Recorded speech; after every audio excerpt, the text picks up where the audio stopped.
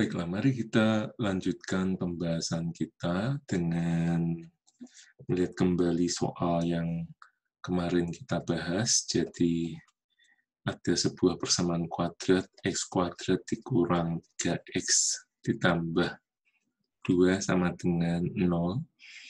Lalu kita sudah mencari nilai dari akar-akar persamaan kuadrat ini menggunakan rumus kuadratik, yakni yang menghasilkan akar yang pertama yakni x1 sama dengan 1, lalu akar yang kedua yakni sama dengan 2.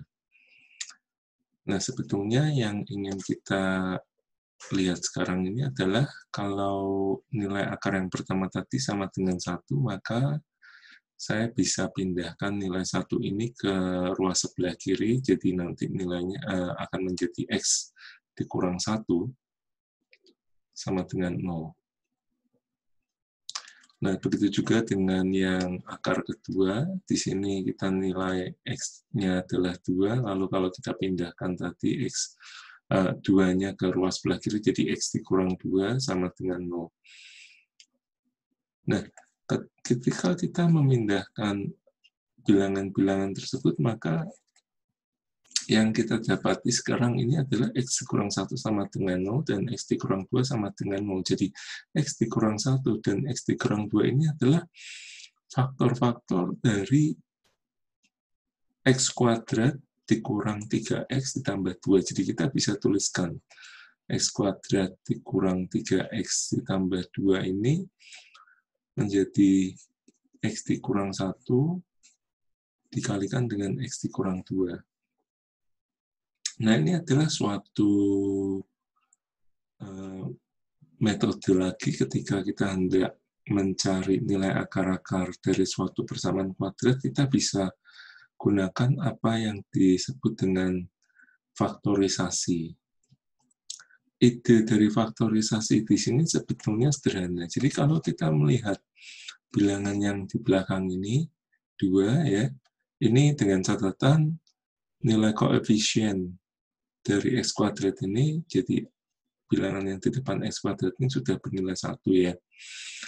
Nah, kalau itu sudah bernilai 1, lalu kita tinggal lihat bilangan yang ada di belakang itu, yaitu 2 tadi, kita bisa melihat bahwa kombinasi-kombinasi yang dapat kita gunakan untuk menghasilkan bilangan 2 ini adalah misalkan 1 dikalikan 2, atau min 1 dikalikan min 2.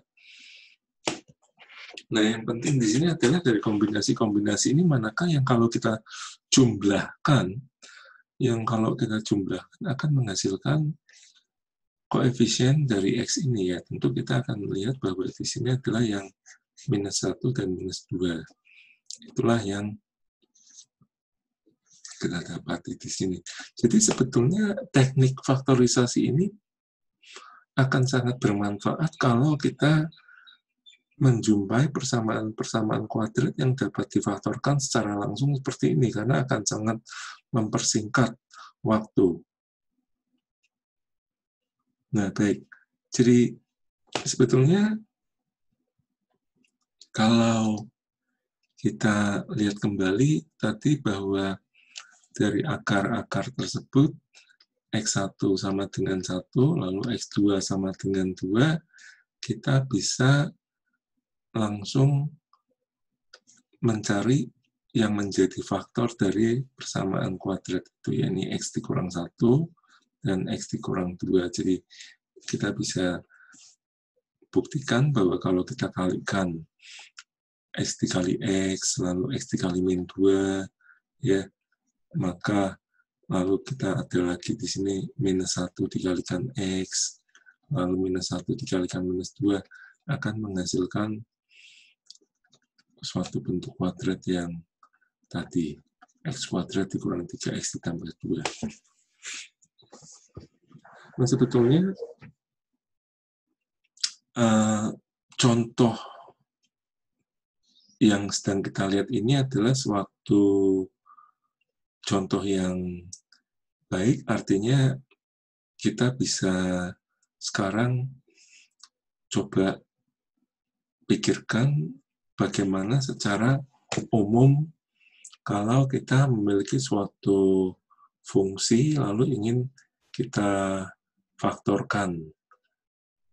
Jadi ini khususnya kalau fungsinya adalah fungsi polinomial, yang dimana juga meliputi kuadratik seperti ini. Nah, kita akan belajar hal ini sekarang.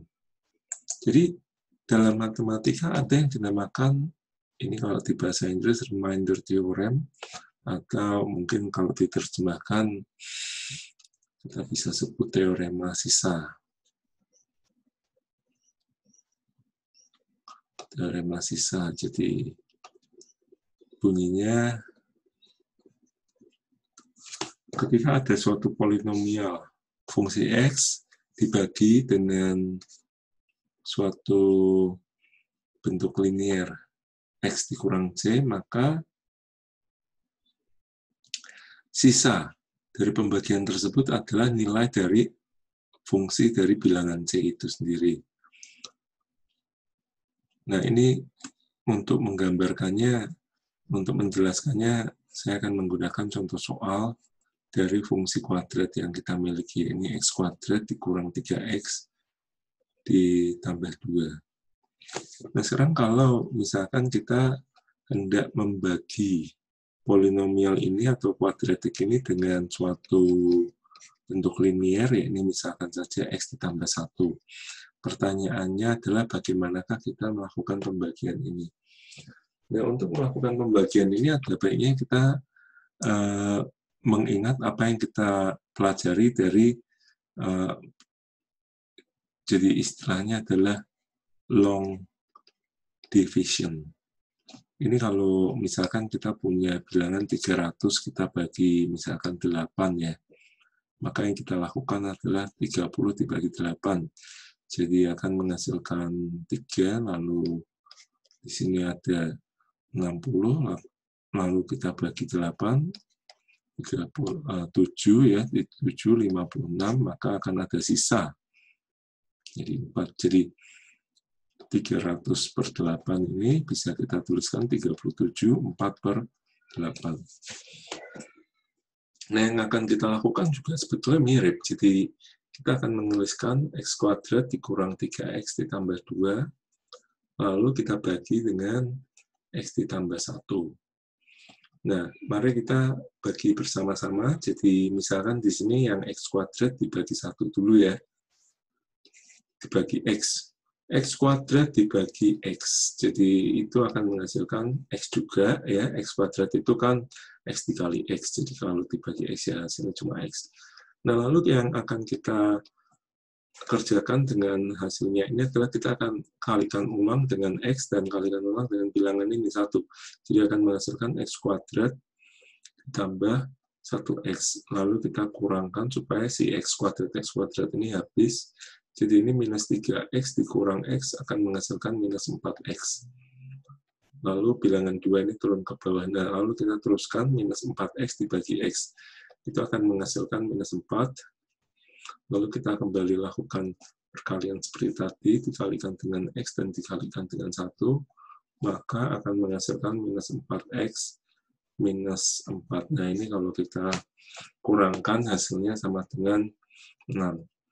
Jadi, di sini kita lihat bahwa pembagian dari X kuadrat dikurang 3X ditambah 2 dibagi dengan X tambah 1 itu menghasilkan suatu sisa, yakni nilainya sama dengan 6. Nah, sebetulnya ketika kita hendak mencari sisa dari pembagian ini, dari teorema sisa ini, kita bisa lihat kembali bahwa hal itu bisa kita cari juga ketika kita memasukkan fungsi tersebut dengan X-nya adalah nilai, yakni nilai C tadi. Nah, sekarang menjadi pertanyaan, berapakah nilai C yang harus kita masukkan? Nah, kalau kita membaginya dengan X tambah 1, jadi ini adalah X dikurang C.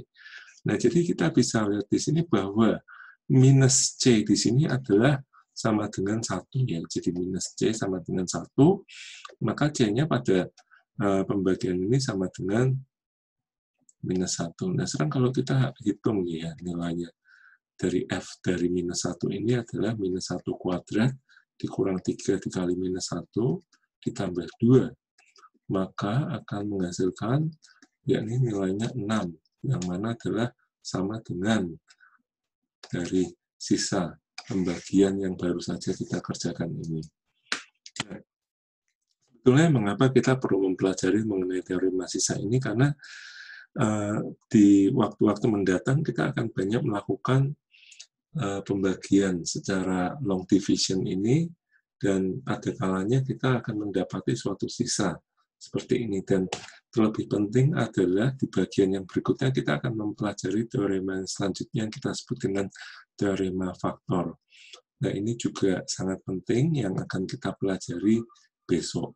Jadi pada hari ini kita diperkenalkan tentang sebuah teorema yang cukup penting ya, yaitu teorema sisa, yang mana ini dapat kita lakukan untuk proses seperti pembagian polinomial dibagi dengan suatu bentuk linier. Nah, mungkin hari ini cukup sampai di sini. Kita akan berjumpa besok untuk membahas tentang teorema faktor. Terima kasih.